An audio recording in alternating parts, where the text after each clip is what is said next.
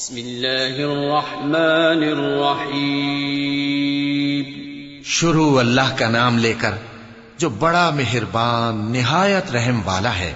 سبح اسم ربك الأعلى الذي خلق فسوى والذي قدر فهدى والذي أخرج المرعى فجعله غثاء أحوى سنقرئك فلا تنسى إلا ما شاء الله إنه يعلم الجهر وما يخفى۔ اے پیغمبر صلی اللہ علیہ وآلہ وسلم، اپنے پروردگار عالی شان کے نام کی تسبیح کرو، جس نے انسان کو بنایا، پھر اس کے اعضاء کو درست کیا، اور جس نے اس کا اندازہ ٹھہرایا، پھر اس کو رستہ بتایا، اور جس نے چارہ اگایا، پھر اس کو سیاہ رنگ کا کوڑا کر دیا۔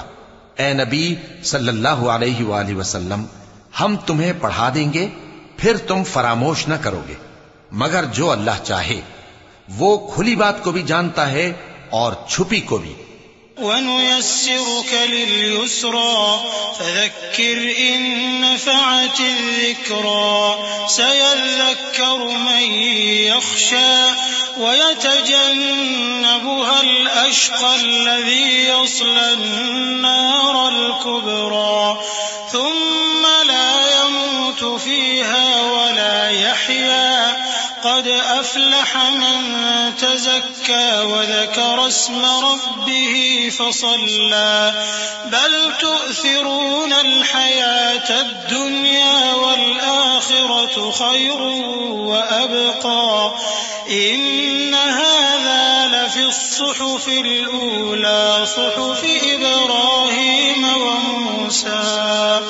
اور ہم تم کو آسان طریقے کی توفیق دیں گے، سو جہاں تک نصیحت کے نافع ہونے کی امید ہو نصیحت کرتے رہو۔ جو خوف رکھتا ہے وہ تو نصیحت حاصل کرے گا، اور بے خوف بدبخت اس سے کترائے گا۔ جو بڑی تیز آگ میں داخل ہوگا، پھر وہاں نہ مرے گا اور نہ جیے گا۔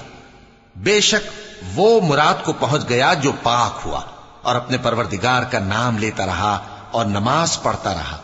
بات یہ ہے کہ تم لوگ تو دنیا کی زندگی کو ترجیح دیتے ہو، حالانکہ آخرت بہت بہتر اور ہمیشہ باقی رہنے والی ہے۔ یہی بات پہلے صحیفوں میں بھی درج ہے، یعنی ابراہیم اور موسیٰ کے صحیفوں میں۔